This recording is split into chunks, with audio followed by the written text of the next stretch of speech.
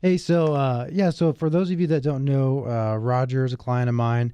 And so I sold his house, and uh, he had it listed before me with another agent, and it wasn't selling.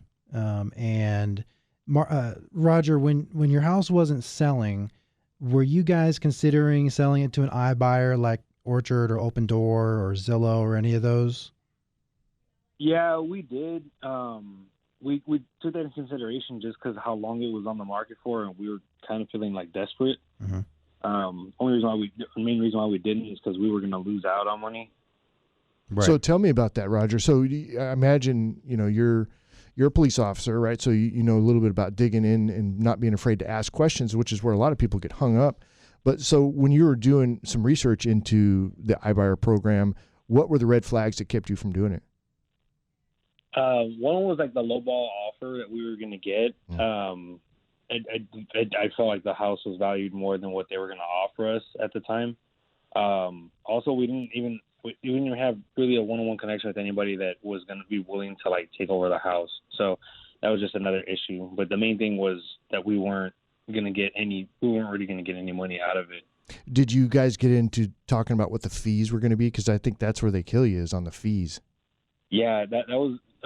So my girlfriend at the time, she was the one handling all of the numbers part on it, and when she was explaining to me, I was like, why are they bumping up all the fees? Like it feels like it's like DoorDash, like your meal is $20 and we're gonna bump it up to $40 for all the fees. That's no kidding, right? And so from what I understand too is as you get close to the closing date, they're like, well, the inspection said this, and of course they're going to use all their people and all of that to get the stuff done. So it just can get really crazy, really, really fast. How far did you get in that process before you were like, no thanks? We looked to it up to the point to where once we got like the numbers on the house, and then like obviously calculating like how much we were gonna have to pay out with all the fees and everything. So we stopped it at that point. We were just like, no, like we'll continue to write it out with the realtor that we had. Okay. Did you get to the inspection? Did they actually do an inspection? No, we didn't get to the inspection part of it. That would have probably really scared you, right? So you're all right. So the realtor that you had, did you fire him, or did the listing term end, or how did that go? I ended up having to let the realtor go. Fired. You're fired. Yeah, fired. Trump fired. It just, I mean, when you have two open houses and no one shows up for the open house, it's like, okay, and you had multiple realtors show up to these open houses for essentially 6 to 8 hours of the day, and no one comes. It's like, okay, well, what did you do to put it out there? Yeah, marketing. There was a huge lack of marketing. So, so you fired them, and I imagine that probably felt a little nerve-wracking, right? Because you're firing. But did you have in mind to hire Noah like pretty quick after you fired him, or was there like a long period of time where you were kind of stressing about it? No, I actually reached out to one of my buddies because I was working with Noah at the time. I didn't really know him at the time, and I was venting to one of my coworkers, and he goes, "Oh, you should reach out to Noah. He's a realtor."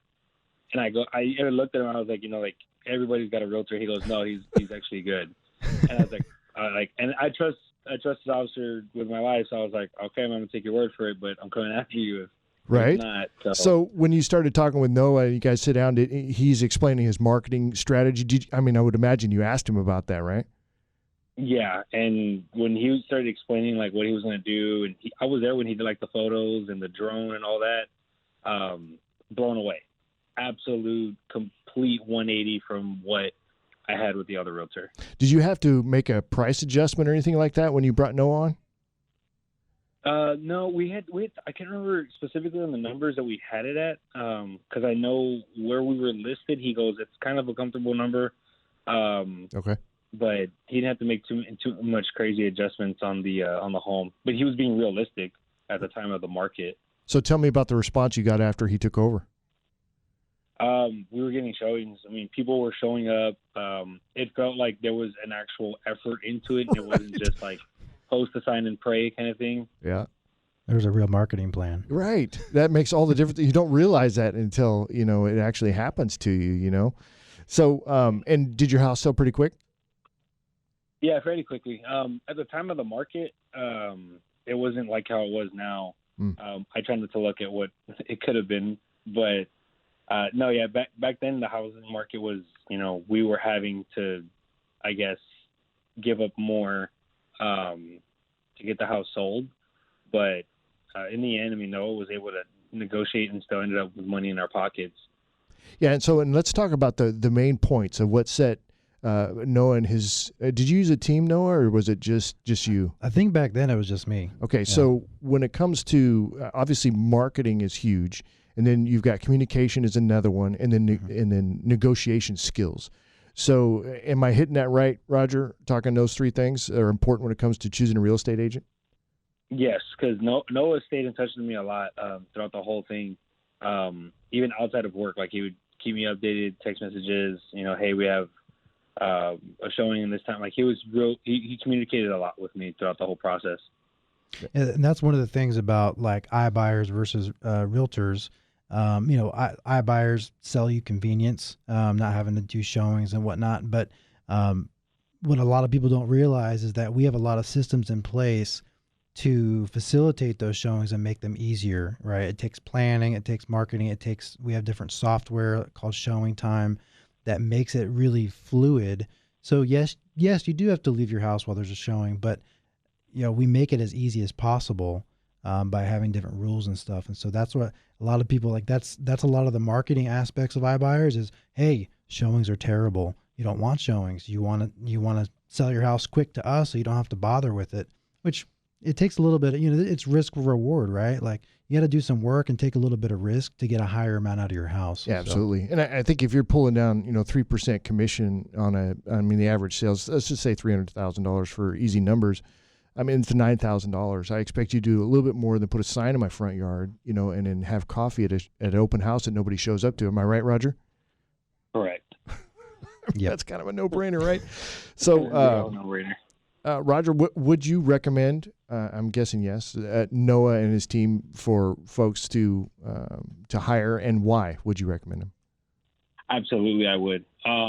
It was also the little things aside from like the marketing and the reaching out and staying communicated and everything. When setting up the house, he was telling me, he goes, "Hey, you should do this for the front room." We weren't getting that from another realtor. "Hey, you should put this smell in there, or take out this, or leave this." He goes, because some people, they didn't have the visual mind of like, oh, I can see my TV here, or I can see this there. He goes, no, put things around the house to make the house more presentable. He goes, and it's gonna draw more attention and give the soon-to-be buyer, oh, I can do this to my house, or I can put this to my house. So yeah, it was the little things that were very beneficial to us that Noah did.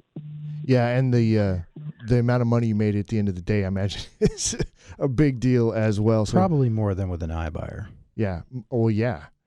Yeah, and they sneak up on you, those iBuyers. Way more.